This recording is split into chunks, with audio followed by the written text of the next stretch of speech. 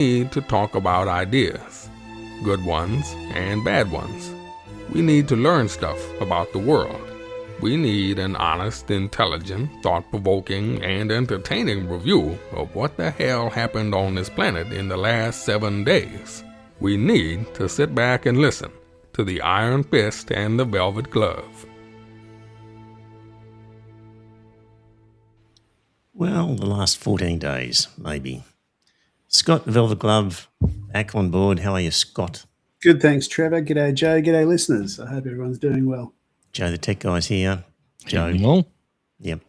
So, it's been 14 days. We normally talk about news and politics, sex and religion. We'll do the same this time. Maybe less structured, I have to say.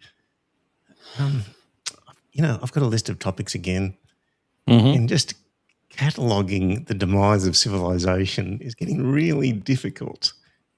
Because really, what's the common sense answer to a lot of the world's problems?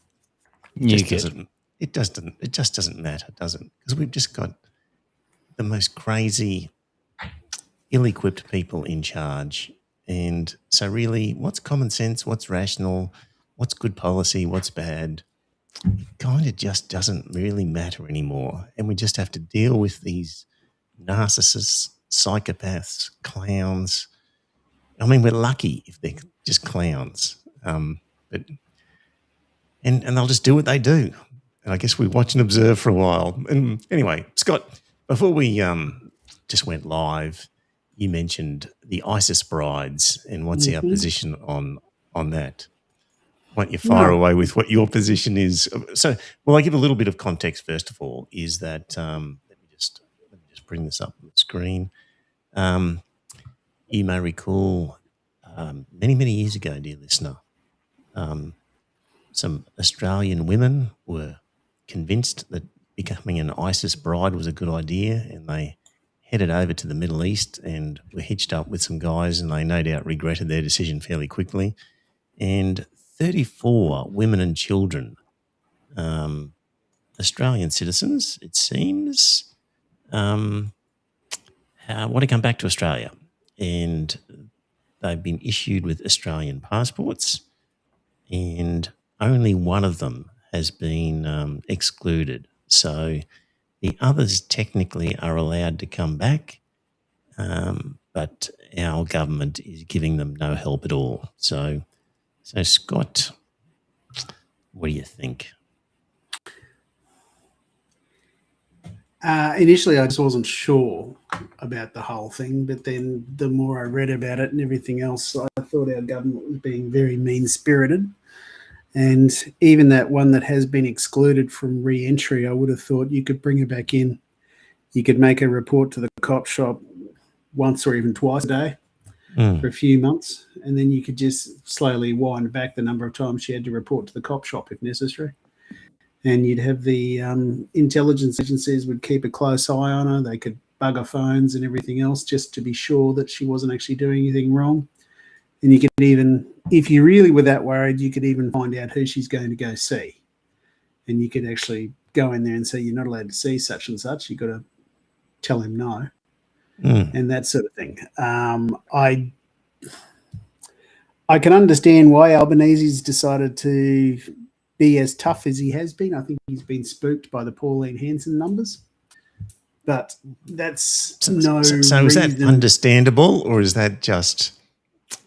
Understandable means, you get it and you might be guilty of the same thing if you're in that position. But if I was in that position, I would hope that I'd just do what I just outlined. And I'd bring them all back in. Only one of them I'd put under those sorts of incredible draconian sort of measures of keeping an eye on her and all that sort of stuff. I would hope I'd be in that sort of position to do that. And I'd just have to fight off the negative press and everything that would come my way. Is it understandable why Albanese's done that? I think Albanese's a very wishy-washy sort of person. He's no Paul Keating. He cannot actually hold a particular thought and fight for that particular thought and go uphill down dale on that particular thought. If you recognise him as a spineless operator Absolutely, and he's a manager, spineless then operator. you understand why he did it Yeah, based exactly. on his character. Yes. So his character is very much a spineless operator and everything else. So as a result, I can understand why he's done what he's done. However, you know, He basically said, these people have made their bed, they can lie in it. exactly, which is exactly what he said. You know, he says, my mum always said, if you make your bed, you got to lie in it. Well, Did she also say kick people when they're down and I don't know, but I mean, he's keep Australian citizens out of the country, even though they're Australian? He's completely ignored the last group of ISIS brides that were brought in. You know, now there were a few of them that were brought in, I believe, under Morrison. Now, and correct me if I'm wrong, but I thought there was a couple of ISIS fighters that were back in Australia now too. Don't know. Now, I couldn't tell you about that, but I thought I had heard that today, saying that he's completely backtracked on the ISIS fighters that were brought back into Australia. Now, I don't know. I could have that wrong. We don't seem to be banning people who are going away and fighting for the Israeli army. No, we're not. Genocide against Palestinians. Exactly. You know, but we're banning the brides of some truly reprehensible people that were involved in some disgusting stuff. Now, these women were married to the blokes and everything else. I've no doubt they regret their decision to head over there, but to actually have a prime minister say, well, you made your bed, lie in it, that's really crass. It's also saying to the rest of the world, oh, you know, not our problem anymore. Exactly. Even though they're Australian citizens. I was going to say, we have a legal responsibility to them. And if they've broken laws, then convict them in a court over here. Exactly. And treat them suitably. If ASIO think they're a problem, then ASIO can keep an eye on them. Or, sorry, ASIS, isn't it? ASIO, I would have thought. Well, ASIO is offshore, isn't it? Or is it the other way around? I never remember. I thought ASIS is over. What's Australian Security Intelligence Services? So I think ASIO is onshore, is it?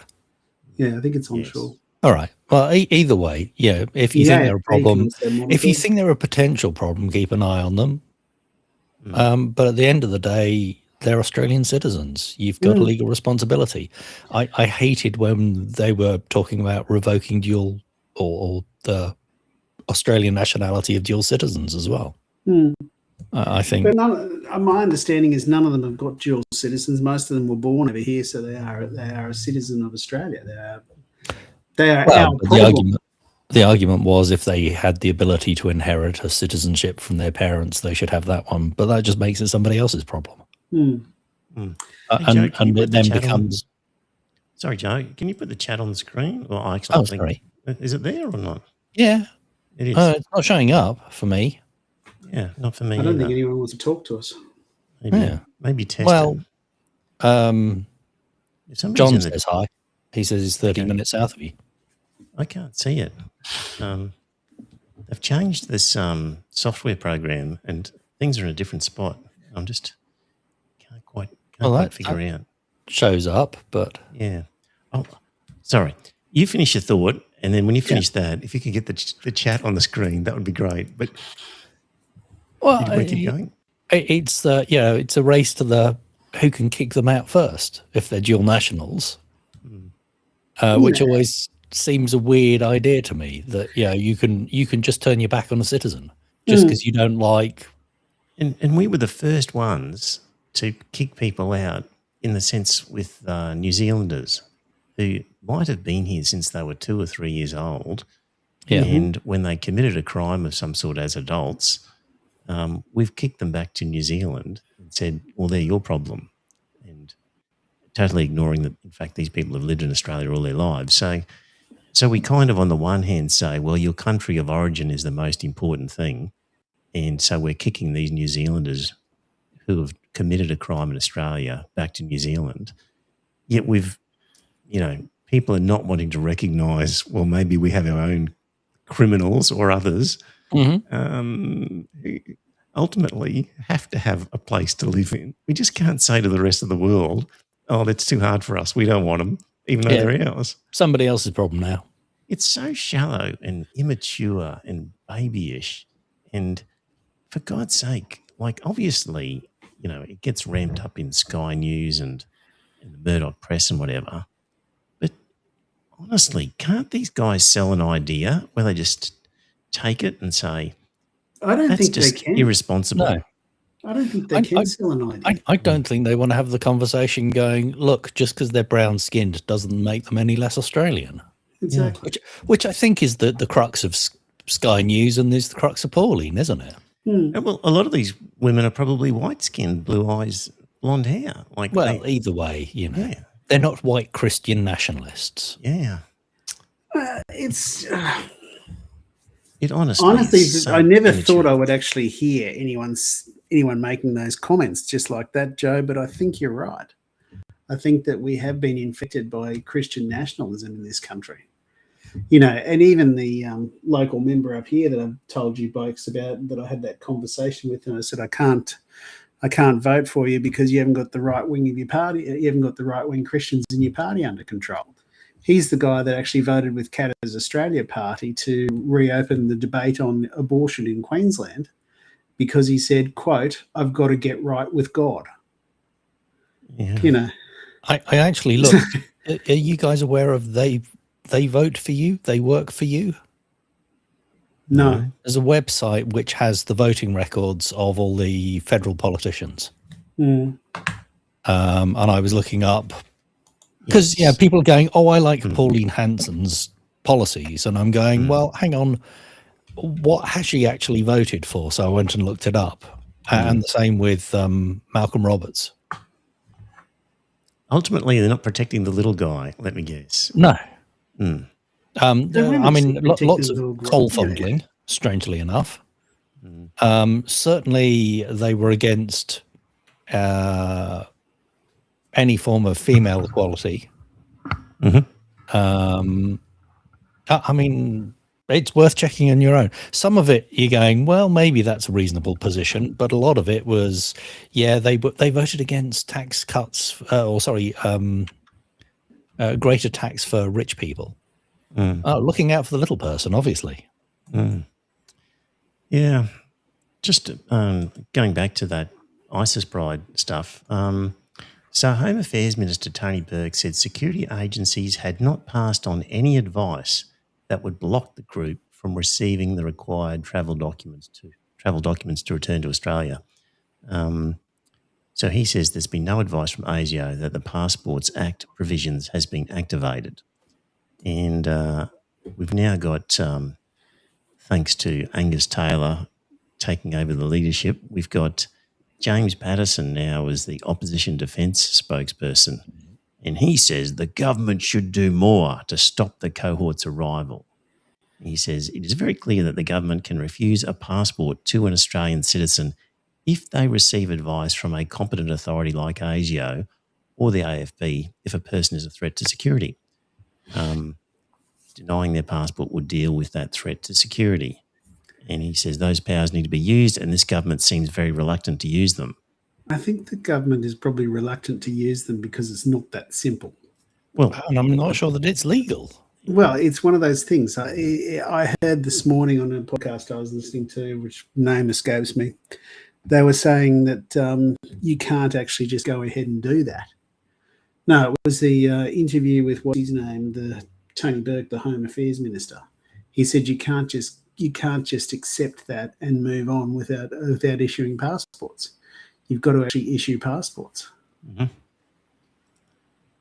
Sorry, I was just trying to get the chat on where it normally goes, but I don't know. It's annoying. It does look weird. Yeah.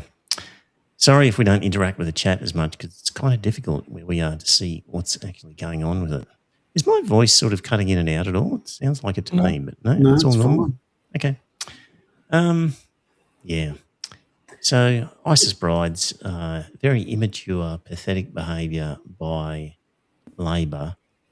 Honestly, guys, I reckon these sorts of issues, the Greens have got a good chance of picking up a lot of Labor votes. I would have thought. I don't think the polls have really showed any movement towards the Greens of late.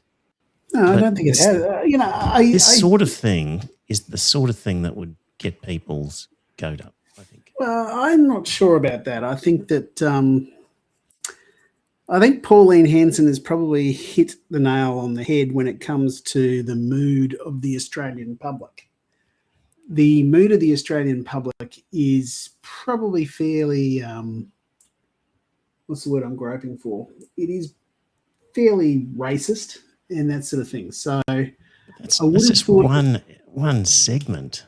Yeah, I know. It's one segment, but that's a very loud and large segment of the population. Mm. So I don't think the Greens are going to be the white knights that you actually perceive them to be.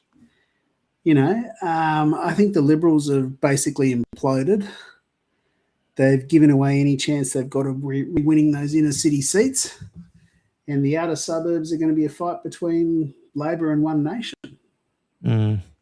And the Nationals will continue to occupy the country, and that's about it. Mm. I think the Liberals have imploded, though. Mm. I think this whole sort of hate speech law stuff, it's going to kowtowing to backfire the Israeli Zionist lobby, these sorts of things, I think there's a significant number are going to move. It could be a very good election for the Greens at the next one, even though the polls don't seem to be showing it as yet. That's my gut feel. Well, we'll just have to wait and see. Maybe I'm just hoping. Well, I think you probably are hoping, but anyway, we'll just have to wait and see. Yeah. 2028, isn't it? Yeah, it must be something like that way. Yeah. May 2028 is when it's due. Mm. It's just, there was even a question mark about whether or not Angus Taylor's going to make it to the next election as the leader. And there was even a bloody ridiculous point about they said, we can always parachute Josh Frydenberg back in. Mm. Josh Frydenberg has to remove Monique Ryan from his seat for him to get that seat back. I don't think Monique Ryan's going anywhere. She's a very popular independent, and independents in the federal parliament seem to bury themselves into like ticks once they win their seats. Mm. So that's a ridiculous suggestion to say that Josh Frydenberg will be back. But hang on, didn't Wilson get back from an independent? Yeah, Wilson won his seat back from one independent, and she'd only been there for one term, whereas what's her name's been there for this would be her second term, wouldn't it? So she's already been in there 2 terms, and she's making all the right noises and everything else. And also the other thing too is I don't know why the government's so scared about tackling capital gains tax or anything else, because what they actually found when they really did the analysis of the Bill Shorten election, the greatest jump for Labor votes were in seats that are now currently held by the Teals. And they're the well-heeled population and everything like that. They could understand if you don't get rid of this capital gains tax nonsense and negative gearing, then you're going to end up with a situation that the kids are never going to move out of their house. So, there's some sort of inquiry going on at the moment on capital gains. Yeah, there is. Yeah, there is a parliamentary inquiry going on into the capital gains right now. So they're just softening people up for an announcement. It seems. If you were a betting man, you'd say, but it's going to be a death tax. Oh my God! No, it's not going to be a death tax. A death tax. No. It's how can we build up empires if we don't have unfettered building of wealth into generations? Well, I think that it's probably, I honestly believe that if the government had the guts to actually introduce a death duty, I would be 100% supportive of that. Yeah, I mean, historically, I thought it was a painful thing, but not really. It's just one of those things, and you don't have to. You don't even have to do it to people like my old man or anything else. Like, we ended up with quite a substantial amount of money out of his death, but not enough really to justify that I could create a new empire for myself and my kids, because I don't have any kids. It's just me. I just think that the Gina Reinhardts of the world and everything else, I honestly believe that you've actually got to tax them, and you've actually got to start slugging them and all that sort of stuff. And you just got to sit her down and say, Gina, it's like this. If you don't agree to pay more income tax, We can't keep those massive hordes away from taking your head and sticking it on a spike, because you've actually got to explain to them the preconditions of the Russian and French revolutions were the massive inequality. That's what caused those two revolutions. But the Americans have found a way to fix that. What's that? Well, you know the Walton family? The who? Walton family. So they own Walmart. Yeah. Mm-hmm. So federal food stamps are given to Walmart employees because they aren't earning enough salary at their job, their full-time job, to actually survive. Mm-hmm. So federal taxes are going to subsidize a billion-dollar company from paying its employees properly. Gina would just say, I don't care, I'll fund a propaganda campaign. Everyone at the end of it will believe that they're a temporarily disadvantaged millionaire whom this tax is going to affect, and they'll actually vote to protect me, like she did when Rudd tried to introduce the mining tax. Mm-hmm. And she got on the back of trucks with a hard hat. Wasn't sold all that well. And I know. And she was able to convince ordinary people that a mining tax, which affects the top end, was not a good idea. Yeah, I know. She'd fancy her chances of doing it again. She'll try, but I think to myself, the public has probably been better educated now about the mines and that sort of stuff. I know you're shaking your head, but you just got to see. Okay, there's a campaign that you've actually got that they want a 25% tax on exporting gas, which is well and truly overdue, because the PRRT raises less money than beer tax does. It's one of those things, and I just think that just while I think of it, in the Courier Mail, they've been trying to convince State Leader Crisafulli to stop Labor's high tax royalties on coal in Queensland. Of course they have. And Crisafulli and his treasurer are basically saying no. And if I do that, I have to stop spending money on schools and hospitals. So no. And they say, Labor has baked it into the forward estimates and I'm locked in, and, but at least once you do it. Once absolutely. you do it, you're stuck with it. Once you do it, there's a nice cash cow, isn't it? It's a nice cash cow. And then you have to then justify to the constituents, I'm now going to reverse this and have less money for these other things. I'm going to have to slash these social services so that I can give miners a big tax break. Yes. And in fact, it's not even a tax, is it? It's just the only reason the royalty is so high is because the coal price is historically high. Correct. That's why it's so high. And despite them bleating that it's a tax, it's not a fucking tax. It's them paying for the stuff that we own that they're digging out of the fucking ground. Yeah. I agree wholeheartedly. And if you can't make $1 out of it at this royalty rate, then leave it in the ground until a time when you can. Yeah. Well, it's one of those things. I think as a species, we've got to stop digging up petrified forests. Exactly. And petrified animals. Yeah, whatever the hell coal is made up of, whether it's petrified animals or petrified forests. As a species, we've got to stop digging it up and burning it.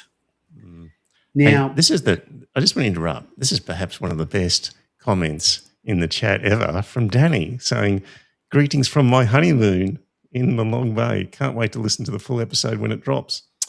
Imagine interrupting your honeymoon to listen to the Iron Fist and the Velvet Glove. I don't think he's actually listening. I just think he's actually saying g'day. That's all. Good on you, Danny. Fantastic. That's a first. Nobody has ever done that. No, exactly. But yeah. I just think to myself that the public is slowly being educated about the mines. That's all. It's taking them a very long time, but I honestly believe they're starting to understand that the stuff that's in the ground belongs to us, and we should be able to collect a reasonable amount of money for it. Now, Norway has now got a $3 trillion sovereign wealth fund. I think it's too late for Australia to do that, But that's what we ought to do. We ought to say, Qatar has no income tax because of the royalty that they charge on their gas exports. Norway has a $3 trillion sovereign wealth fund. Their kids don't pay to go to university.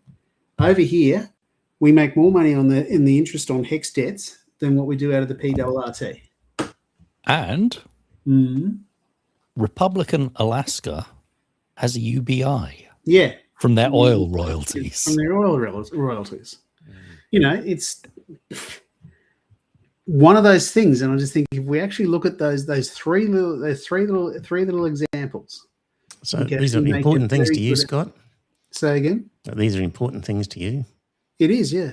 You going to vote Greens then, next election? No, I'm not going to vote for the Greens. No, the Greens always get my first preference up here because we do not have a decent community independent up here. And, the Labor Party gets my second preference. But the Greens have got no chance of winning up here, so that's it. In the Senate... if there was a Green candidate... Yeah, there is a Green candidate that runs up here, and I do actually... And we have preferential voting, so it doesn't matter that they're not going to win. So, that's right. I give the second preference to the Labor Party. Oh, so you are going to vote Green? Yeah, but I'm never going to trust them with my vote in the Senate. Okay. Right. Because the other guys are much more trustworthy with your vote. They're not. They've never let you down. They would let me down, but we've already been over this reason as to why I couldn't actually vote for the Greens, because I honestly believe that... But we've just run through a whole bunch of tax policies, and you're declaring how good it would be if it happened. And there's one party who's been very clear to say that they would do it, but you don't want to vote for them in the Senate. It just strikes me as odd. I know it strikes you as odd, which is fine, but it's just one of those things. I could end up changing my mind, but because this is the beauty of our democratic system is that we have a secret ballot. So I'm never going to fucking tell you if I do vote. Hey, Joe, is something weird happening with the chat? Yeah. Some spammer just joined. Ah, right. Okay. Joe's onto it.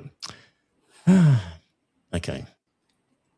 Anyway, it's just one of those things. I understand where they're coming from and everything else.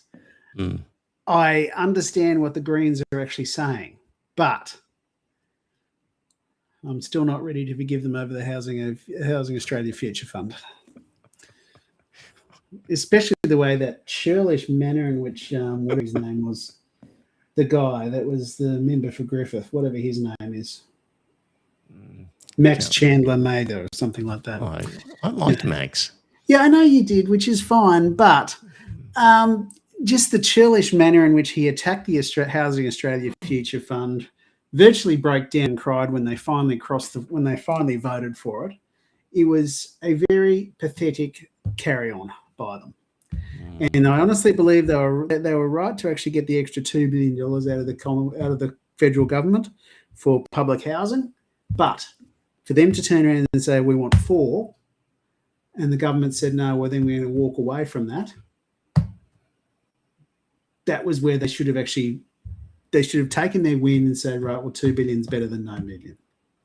So they demonstrated previously that by holding out, they got further policy changes for their constituents. So, but what are the things that they hold out for? Well, they'd earlier held out when others capitulated, like that independent Pocock had capitulated and said, yes, we'll agree, and the Greens said no, and they extracted more concessions out of Labor for what they were wanting by playing the hardball game. Well, I suppose, but, it's just one of those things. If Labor was ready to walk away from the Housing Australia Future Fund, including the $2 billion that the Greens had already extracted from them. And I think that Max got under Albanese's skin. Oh, yeah, absolutely he did. And I think that Albanese was very, very grateful that the Liberal Party actually preferencing them the last, rather than what they had done where they used to preference the Greens ahead of the ALP. And then after this, when they preferenced the Greens last, that would have brought a very big smile to Albanese's face. I guess this demonstrates what I was whinging about at the very opening, is that we can talk about what's the rational thing to do, what's good policy, what's bad policy, what are the nuances of the policy. In the end, it doesn't matter because people are just doing what they're doing anyway. And kind of that was an example, Scott, where there was a bunch of policies that you wanted, but for some other reason unrelated, you were not prepared to vote for them in the Senate. So, well, I've already said sort that of, I know, but I'm just making the point that I know, unrelated point, which is things fine. impinge on other things. Yeah, I know, which is fine. Yeah. It's just I'm a very disgruntled individual. So, yeah. I used to be a member of the LNP, for Christ's sake. You know, you got to give me some credit that I've moved from there. Yeah, I do. Yes. Hey, look, we could talk a little bit, I think, about what Trump's been up to in recent times. The Board of Peace, which he founded, and in his very first speech for this new peace organisation, declared that he may have to give the order for a major new war in the Middle East within 10 days. Just honestly, the Orwellianness of this thing, the Board of Peace, and he's already contemplating a declaration of war within 10 days. So what's he talking about, bombing Iran, is he? Yes. So this is the same Iran. And, the reason is that, well, they're declaring now that Iran is within a week of having a nuclear weapon capability. Oh, for Christ's sake, they're not. And this is the same group who told us after the last bombing episode, when was it, 6 months ago, that they had totally wiped out Iran's nuclear capacity, mission accomplished, and we're out of here.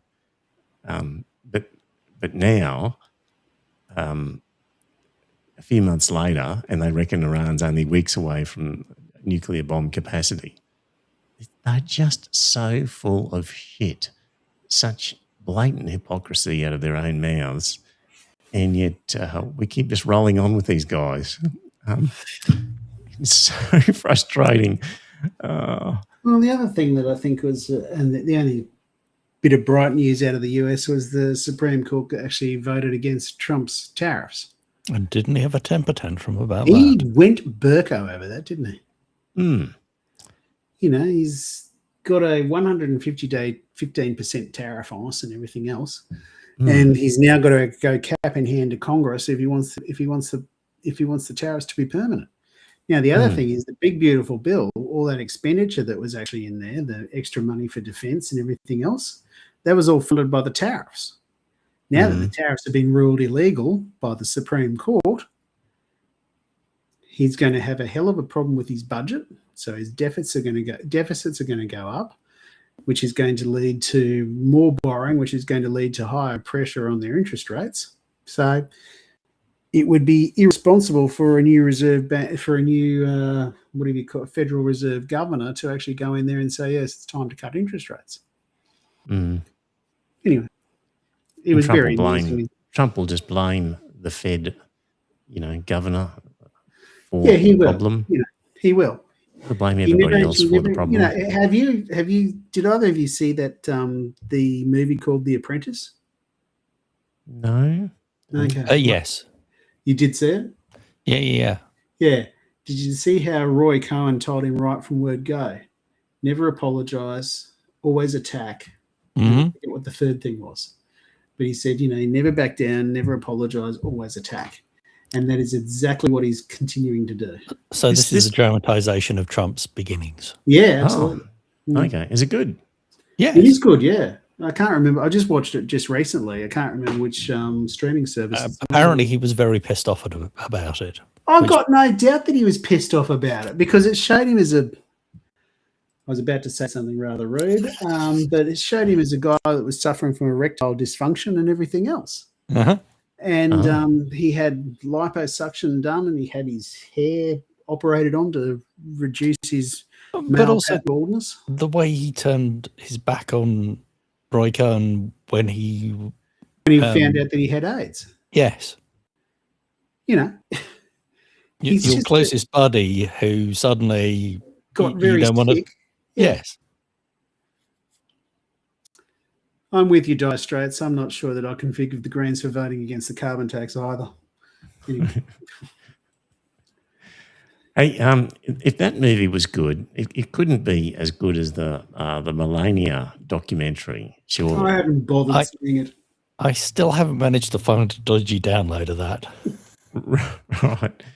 So this is basically, dear listener, is a documentary about Melania Trump, which Amazon produced and paid her a lot of money for, and it really just seems to be a blatant bribe, a way of openly paying money to the Trump family for something worthless, only Melania's story in a documentary. And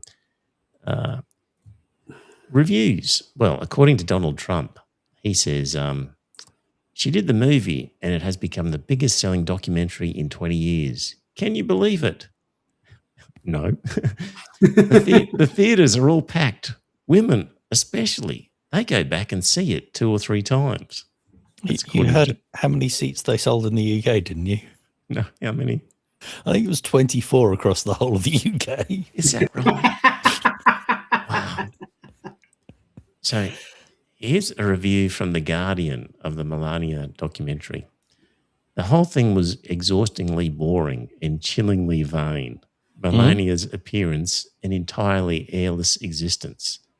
The 2 hours of Melania feel like pure endless hell. They list Melania's achievements in such laudatory fashion that North Koreans would blush. This Trump regime is descending into a North Korean farce. Absolutely, it is. It's, but one further review before we go on. The Independent. To call Melania vapid would be to do a disservice to the plumes of florid vape smoke that linger around British teenagers. The First Lady is a preening, scowling void of pure nothingness in this ghastly bit of propaganda. Even then, as propaganda, it is bad. So, he's giving the reviews there, I think. I looked on IMDb and it's either 1 star, and a lot of them are not anti-Trump. They're just going, this is just so awful. Whether you like Trump or not, it's just awful. And then the 10 stars are all, trying to crawl up Trump's arse so hard. This is sort of North Korean propaganda-ish, isn't it? This dear leader and this fake, this adulation over these fake achievements and deification. I think the whole thing on Amazon, was it Amazon? Were they the ones behind it? Yeah. Yes. I think now, are they looking at buying Netflix, or is that someone else wants to buy Netflix? They'd be looking at just doing deals all the time where they're going to need some approval from Trump. Well, it's just one of those things. It really wouldn't surprise me that this is probably a payoff to Trump, where they said, we'll do a documentary on your wife if you like, sir. And it really wouldn't surprise me that he says, oh, yeah, that'd be great. Thank you. Well, no, not that he'd ever say thank you. Well, no. I'm sure he probably suggested it. It really wouldn't surprise me. And then the whole Kennedy Center thing. Yeah. Where he sticks his name on it. Nobody wants to play at the Kennedy Center because it's got Trump Kennedy Center now. And because nobody is willing to pay on it, they shutter it because it needs extensive repairs, not because they can't actually book anyone to play there because no one's willing to play in a venue with his name on it. And also, apparently, he's now going to build the highest skyscraper in Australia on the Gold Coast. Yeah, he's just signed a $1.5 billion deal. I couldn't tell if that was to purchase the land or whether or not that's No, that's what they're going to pay him to stick his name on it. You're joking. It wouldn't surprise me. Everything else has been a naming. He sold his name to a whole load of companies to stick on their buildings. Yeah, he's figured a while ago, why bother going through the risk of actually buying and selling and developing? All that heartache of stiffing your contractors. Just charge a fee for your name. Yep. Which now has become some sort of, well, it used to be maybe an extortion or something. Now it's a bribe for a favour as a president. So, guys, do you think I honestly think that the next US election, he is going to declare them invalid and I think that's very much on the cards. That he can't trust the results. Yep. And unfortunately, he'll have to stay on as president until he sorts this out because of crooked people who have done the dirty. Well, he's already said he wants ICE thugs at the polling booths, hasn't he? Yeah. Yeah, but that's for the midterms. Yes. Now, he said to the Republicans they had to go out and win the midterms because if they lose, then he's going to be impeached. Yeah, he will be. Yeah, well, I think if the Democrats do get control of the House, there will be an impeachment, but I don't think they're going to have control of the Senate. And even if you get control of the Senate, you've also got to get 75% of the votes to actually have a valid impeachment. So it's one of those things. It would be very nice if he could actually be successfully impeached, because then after that, all those legal cases and everything that went on hold once he won office, they're going to restart and they're going to take him out. It's just, I just can't see them escaping from a Democratic election disaster coming up. I just can't see how it gets avoided. Oh, no, I think you're right. I think that the midterms are going to be a disaster for the Republicans. It's just that will he actually say that he can't leave office? I don't know. It really wouldn't surprise me that he might try and stay in office because he realizes, well, he's in there, he's exempt, he can't be prosecuted for any of those things that are hanging over his head. But I just can't see them actually doing that, because if the Democrats do actually get in charge of everything, then I honestly believe they're probably going to correct the mistake that Biden made. They're actually going to codify everything that used to be on a handshake deal. So they're going to codify all the niceties into legislation so that no one can actually repeal it. I don't know that they will. They had their time. They had their chance. Well, they had their chance under Biden, but I think now that they can actually look back and see what that bastard has actually done, I think to myself that they're probably going to be more inclined to codify the niceties. Too late. I'll never get it through. So. Yeah.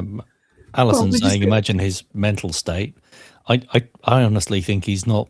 No, there's a guy that turns up on Instagram every now and again saying that he's a expert in dementia and everything else, and he reckons that the guy's got between 1 to 3 months left in the land of the living. Now, that really wouldn't surprise me, but I really enjoy his. Wake up in the morning and find out that he's dead. There's a Twitter handle that basically just recreates what he does on his Truth network. So you just get to see how his mind operates, because he clearly operates his Truth account himself. And one of the recent ones was a picture of a US sort of naval ship with a red cross on it, an American flag flying, very stylized, heading off into the rising sunrise. And he goes, working with fantastic governor of Louisiana, Jeff Landry, we are going to send a great hospital boat to Greenland to take care of the many people who are sick and not being taken care of there. It's on the way, ! Yes. President Donald J. Trump. With an AI picture of a boat that's in dry dock requiring repairs. Well, that's the whole point. I also read that this afternoon, that both the American hospital ships are in dry dock right now requiring repairs. But the notion that a country like America is going to send a medical rescue ship to a country like Denmark, because that's what Greenland is. It's owned by Denmark. Yes. And like the Greenlanders actually say, they've actually said to him, no, we don't need that. If we need anything, we get airlifted from Greenland down to Denmark. It's just insane. It's been mooted that he did this because apparently a US sailor was airlifted off a US submarine needing medical assistance to Greenland, and got free hospital treatment in Nook. Yes. It seems to be a crazy nose out of joint response. Yeah. Yeah. To socialised healthcare. Yeah, he doesn't like it, does he? And what's he going to do? He's going to upset 50,000. He's going to lavish 50,000 Greenlanders with unnecessary healthcare and put the Danes' nose out of joint because they're actually going to be looking over there saying, well, these guys are getting free healthcare from the United States. Yeah. But also the people in Denmark don't actually pay for their healthcare because it's socialised. Just insane. Just another example of this, the insanity of it. Well, this guy actually runs through, he reckons that a guy that's sundowning, which is what he actually reckons he's doing, he's sundowning. He said that his mind actually starts to operate at 1 million miles an hour after dark. Oh. And he said that's when most of his tweets come out, is after dark.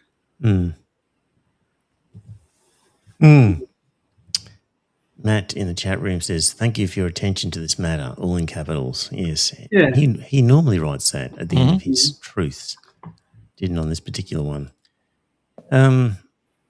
Did anyone see the Dr. Carl versus Malcolm Roberts? No. That was really very amusing, wasn't it? Yeah. Dr. Karl Kruszyniewski, whatever he is. Yeah. Was interviewed. He was turning up before the Senate committee. Trying to disprove climate change. And it was embarrassing. Dr. Karl basically said, it's like me saying 2 times 7 equals 14 and you saying, no, 2 times 7 is a bicycle. Right. He said, you really just don't have any concept of how wrong you are. This idea of fractal wrongness. I don't know if you've ever heard of this. No matter how close you zoom in, it's still wrong. Anyway, looking at that video and looking at Malcolm Roberts and having known 2 people now with Parkinson's, I think he's got Parkinson's. Right. He has a tremor in his arm. Right. Well, that really wouldn't surprise me. He's got to be 70 odd, doesn't he? Oh, I think he's older than that. Is he? Okay. Yeah. So anyway, climate change denier. Yeah, it's just because Dr. Karl asked him. He says, "Well, do you agree that the world's temperature has gone up on average over the last 10 years?" And Malcolm Roberts says, "No, I don't." And Dr. Karl says, "Okay," because he just realised there was no point arguing with him. If someone will not believe what the scientists are actually saying about the global temperatures, then there's no point arguing with them. Yes. If you can't even agree on a basic fact like that, then move on to, what's responsible for it, but you can't even get past first base. Then, yeah, that's right. Yeah. No, I haven't seen it, but I'll look out for that one. Good. Yeah, you can probably just look it up on YouTube if you wanted to. Still on Trump's America, so it does look like they are shaping up for a war on Iran. Yes. Well, they've got a navy sitting off the coast of Iran, don't they? Yes. What do you think of that, Scott? Go ahead, bomb those Iranians, nasty Islamists, and let freedom reign in what was Persia, or maybe not. Well, I don't think it's a very smart idea. Should they do it? No, they shouldn't do it. Oh, thank God for that. No, it's just... I was worried there for a minute. No, I've actually got a very different opinion to the Iranian regime than you do, but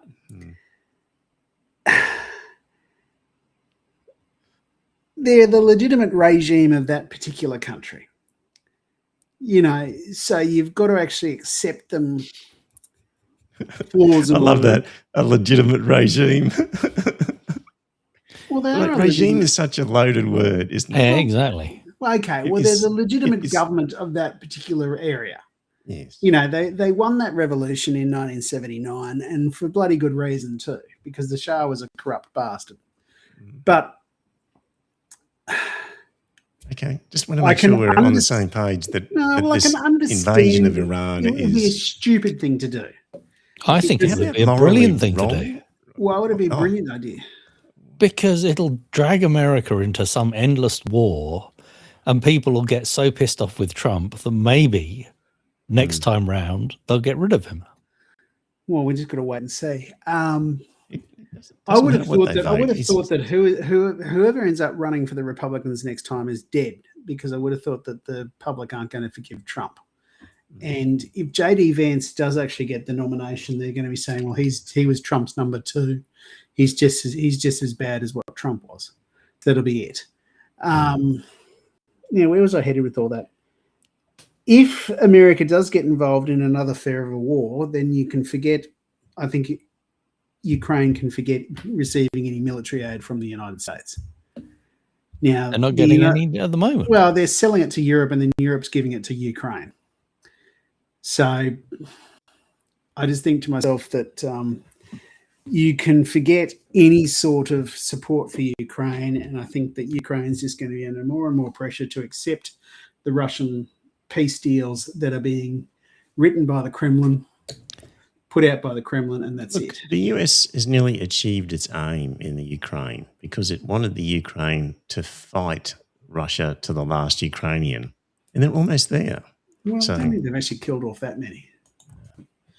A lot of people, and America didn't want that. America wanted mineral deals that would enrich Trump, and a large chunk of Ukraine handed over to Russia, and Ukraine to be castrated. Just back to Iran, just momentarily. Yeah. So Trump has demanded that Iran shut down its nuclear program. That's the one that he completely destroyed a few months ago. And to give up its missile capabilities. It's like just ordinary missiles, like give that up completely. And in return, there'll be no new sanctions. That's the offer from Trump. And funnily enough, the Iranians are going, that doesn't really seem like a good deal. Chris Hedges writes that an aerial attack on Iran will not be like the 12-day assault last June. If an aerial assault is launched, Iran will have nothing to lose. It will understand that appeasing its adversaries is impossible. He says Iran is the 17th largest country in the world with a landmass equivalent to the size of Western Europe. It has a population of 90 million, and its military resources as well as alliances with China and Russia make it a formidable opponent. He says, this is Chris Hedges, hundreds of American troops will likely be killed. Iran will certainly shut down the Strait of Hormuz. They already did. And this will double or triple the price of oil, devastate the global economy. So last time the Iranians just went, actually what they did was, we're going to retaliate and we're going to send a bomb and a few missiles in this direction. And they actually warned the Americans and said, we're about to bomb this particular place. Make sure there's nobody there.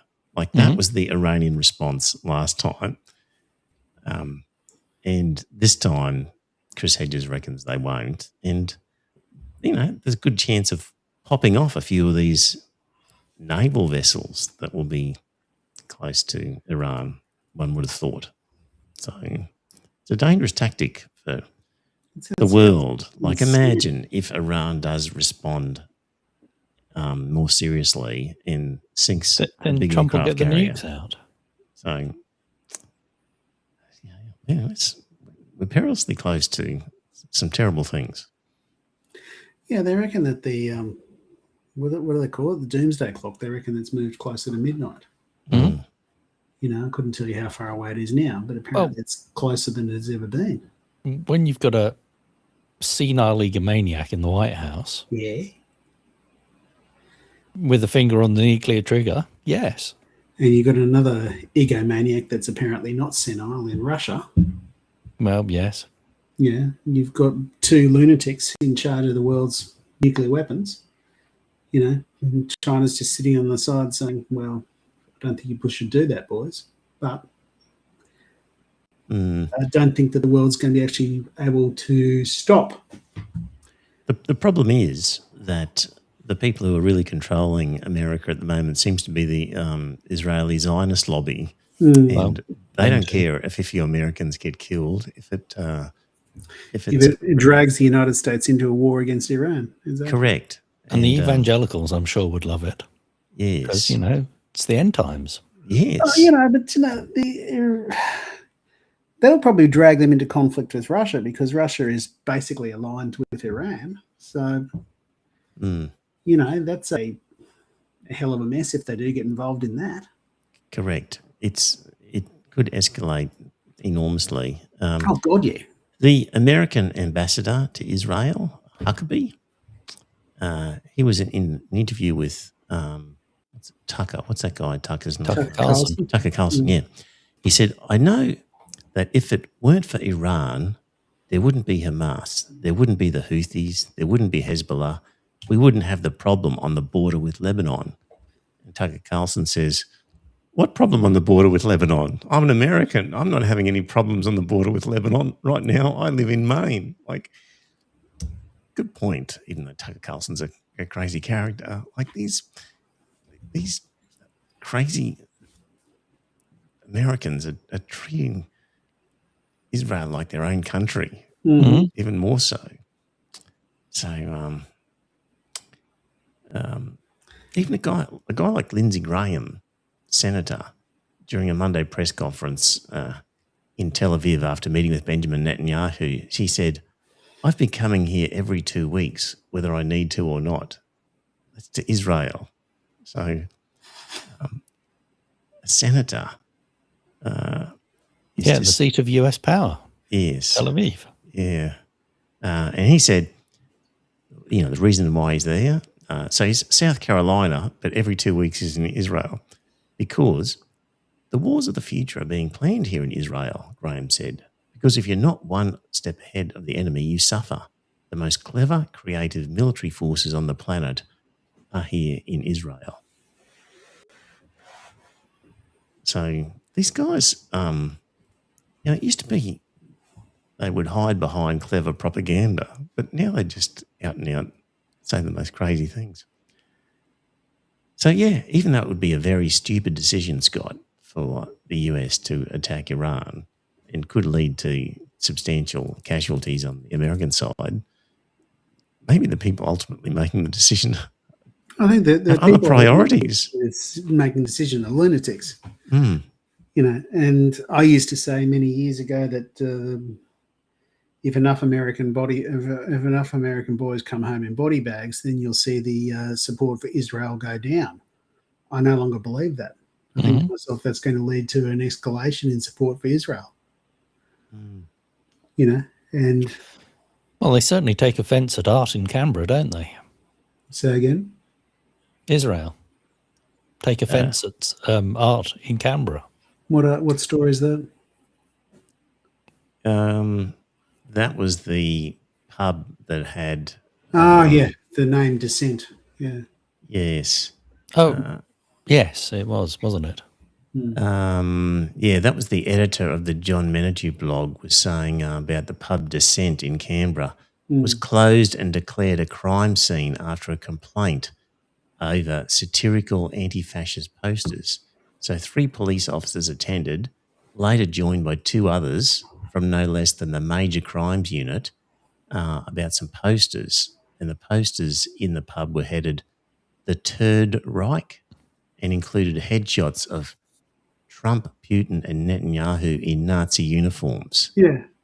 And that was investigated as being potentially pro-Nazi and therefore against the new hate symbol laws. Could anyone think that would be pro-Nazi? Because hate speech laws will be twisted by whoever's in power to suit their agenda. I think that the Labor Party is going to regret the day they actually force these laws on us. Well, I hope they regret the day that they force these laws on us. Anyway, I just don't understand why the hell the government actually did it. Because they were pressured to. They cave in to pressure Yep. Yeah, from the whether it's the Israel lobby or the Murdoch lobby or the mining lobby or the banking lobby or anybody who could cause them some sort of pain because they can't sell a story, they cave into them. which is why it's very disappointing about Albanese, because I just think to myself that, gone are the days of Labor being a genuine reforming party, and golf must be spinning in his grave. Yeah, there's a lot of people who have been lifelong Labor supporters who are giving up on them, I think. Well, gentlemen, we've rambled our way around the world for another hour. Oh, John did say we need more sex. So, Trevor, Okay. on the run sheet for next week. More sex, yeah. News and politics. You really want to know keep about my promising sex it. life, do you, John? Yes. I do keep promising it. We don't talk about it enough. No. I have been watching Bridgerton lately, so I'll see if I can get any ideas from that. You enjoyed Bridgerton, have you? Yes. I'm going to go and see Wuthering Heights tomorrow night. Now, apparently it's not all that good. Is there a movie, Wuthering Heights? A new make of it? Right. Okay. And the guy that's in it that's playing Heathcliff is an Australian actor whose name escapes me. He's a Brisbane boy. He went to Nudgee College and everything else. Couldn't tell you his name, though. But apparently you get to see him without his kid on. So that's something I'm looking forward to. Well, apparently the hockey rivals, heated rivalry. Heated rivalry, that is a really good show. Oh, I thought you liked that one, Scott. Yeah, I do like that one. I was going to say there's a podcast with a gay host that I listen to, and he keeps on raving on about it. It's a very good show, and I think to myself, I'm very glad the Canadians did it rather than the Yanks, because the Yanks said you can't have any kissing scenes until episode 5. And Jacob Turney said, "No, fuck that. I'll go and make it in Canada," and it has been a worldwide success. And it's one of those things. On Instagram, I saw a very funny meme. There was a woman that was up there. Sorry. Just for background for people, this is a series about hockey players, very good hockey players who are rivals, but also become lovers. Homosexual lovers, and cannot reveal their love to the world because of social constraints. And, so keep going. It is very good. And this meme I saw on Instagram was a woman who said, "I used to consider myself a married straight woman, but after watching Heated Rivalry, I now consider myself a closeted gay hockey player." Right. Okay. Anyway, good. It's a very good program. It's really good. If you haven't seen it yet, ladies and gentlemen, I do actually recommend you see it. You just got to, there's a fair bit of, well, you used to describe it as softcore porn, but anyway, it's just there is a fair bit of nakedness in it. It is quite confronting at times, Scott. I wouldn't call it confronting. Yeah. So you see, what's his name? Francois Arnaud's ass. That's all right, Yes. Okay. Well. All right. Well, there we go. John, you had a bit of sex discussion. We snuck that one in. Yeah. Maybe you want to rephrase that, Trevor. You didn't sneak that one in. Yes. All right. On that note, bye for now. And it's a good night from me. And it's a good night from him. Good night.